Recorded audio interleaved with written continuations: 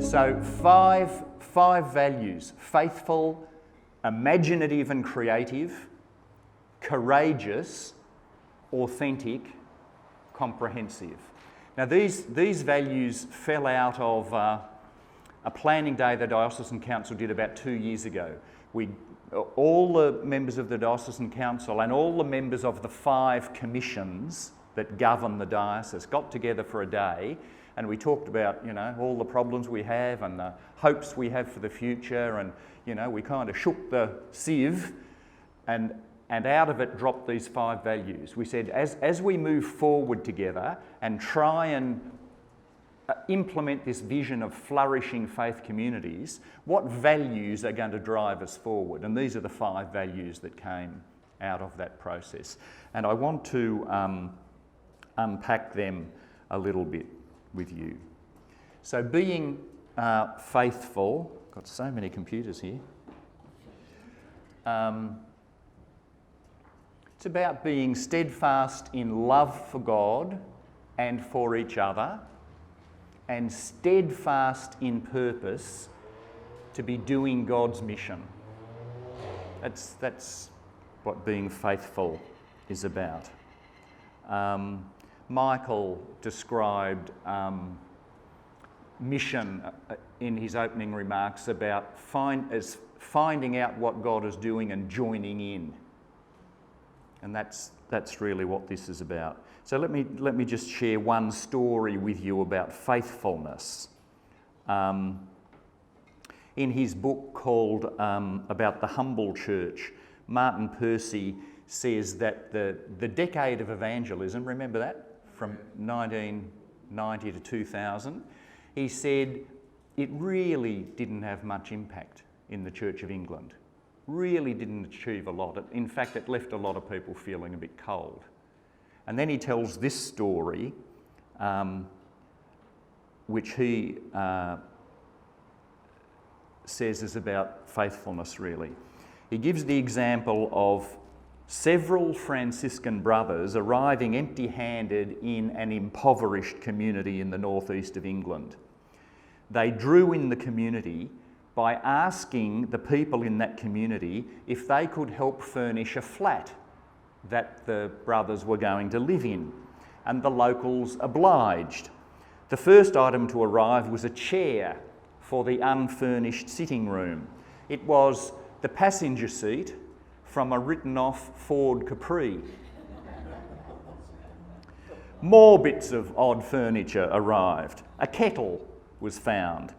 The brothers rejoiced at every gift.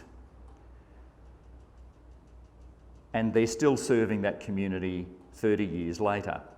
The Franciscans came to a community usually written off as a place of poverty and lack, yet as the brothers arrived, they brought nothing with them, they affirmed their neighbours, and they encountered a community that was very generous and very resourceful. The people liked to give, and they took pleasure and pride in looking after people less fortunate than they were, the Franciscan brothers. So the brothers simply offered a ministry that listened.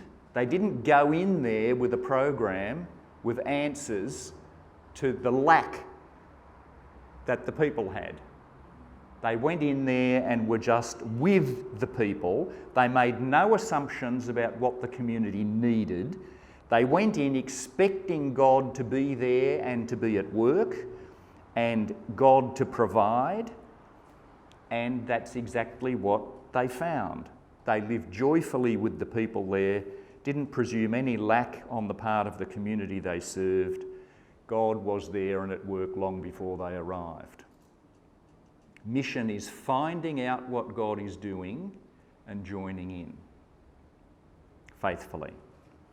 Okay. Imaginative and creative. Just doing the same old probably is not going to work.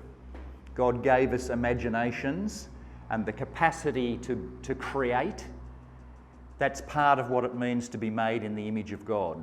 We are co-creators with God of the future, and that's what this planning process is all about.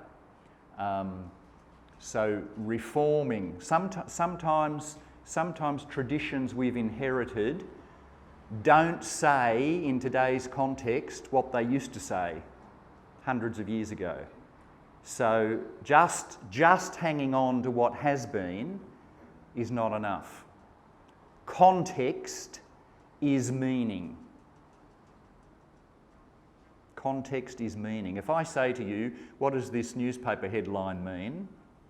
Lions devour saints.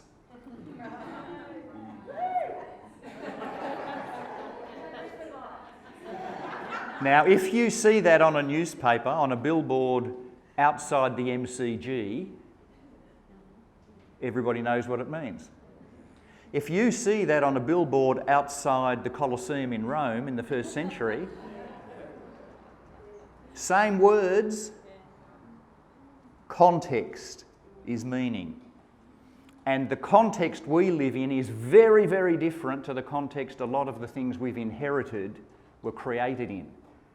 So when people come to our churches today and they see what we're doing and they hear what we're saying and so on, we think it means something, but in today's context, in today's society, that can be communicating something very different to what we were intending to communicate.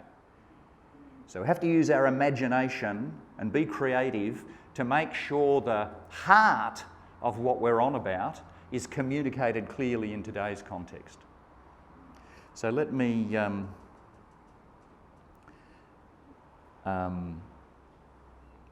give you a little thought starter about this. This is a poem written by a Muslim, a Sufi mystic from the 14th century. It's called The Seed Cracked Open. And it's to do with mission, it's to do with finding out what God is doing and joining in, and it's to do with imagination and creativity that emerges from the Holy Spirit working within us. Okay?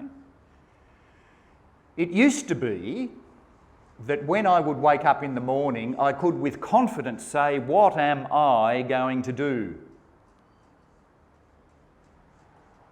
That was before the seed cracked open. Now, Hafiz is certain there are two of us housed in this body, doing the shopping together in the market and tickling each other while fixing the evening's food. Now, when I awake, all the internal instruments play the same music. God, what love mischief can we do for the world today? Isn't that a great prayer? Wouldn't it be good if Anglicans said that every morning when they wake up? God, what love mischief can we do for the world today? I want you to take just a few minutes and talk to each other around the table. Imagination and creativity. What love mischief might God be calling this community of Mount Gravatt to do for the world today?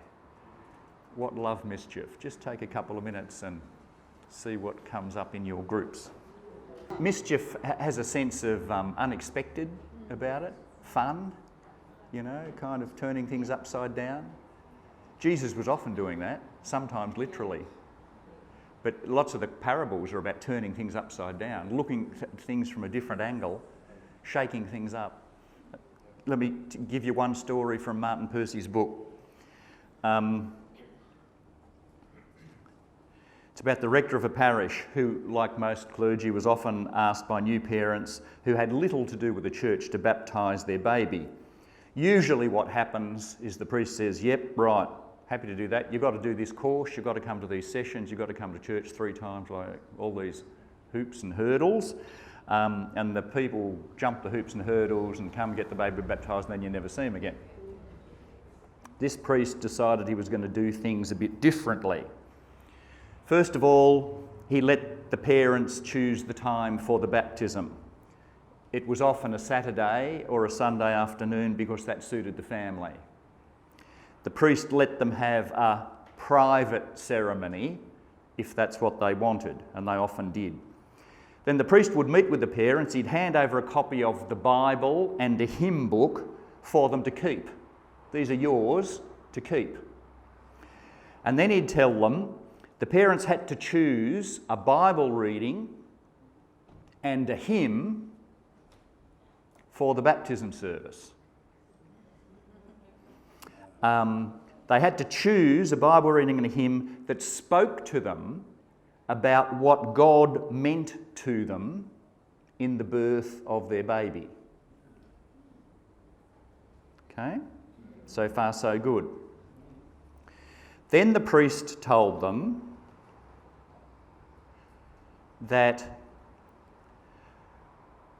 one of them, or someone else from the family, was going to give the sermon at the baptism.